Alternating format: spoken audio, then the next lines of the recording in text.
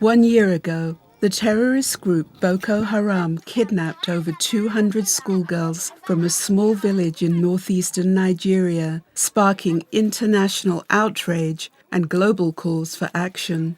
But what has been less reported is the impact of militant violence on the region's other children. A new report from UNICEF has found that an astonishing 800,000 young boys and girls continue to flee from violence in northeast Nigeria, with many seeking refuge in neighboring countries.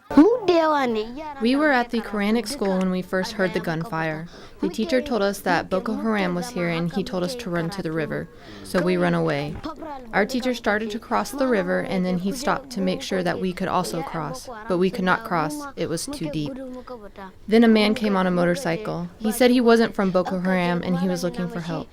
He asked us to come with him to look for food.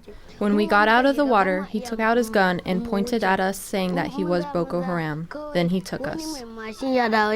Many of the children have witnessed unspeakable horrors because of militant violence. Aid groups such as UNICEF and partners in civil society have mobilized to provide psychosocial support activities for refugee children in order to help them cope with the stress and minimize further psychological harm. Those activities allow the children's development and also allow us to detect children who are suffering, those who are then receiving specific care. They came, shot people, and cut the throats of others. Here, it's a member of Boko Haram burning a vehicle.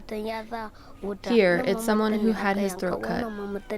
There, burnt cars, and here, a burnt phone antenna. UNICEF has launched a global campaign to raise awareness of the devastation in northeastern Nigeria and the difficulties that the region's children are facing. But even with this global spotlight, it's clear that greater efforts will be needed to end their suffering. South South News, New York.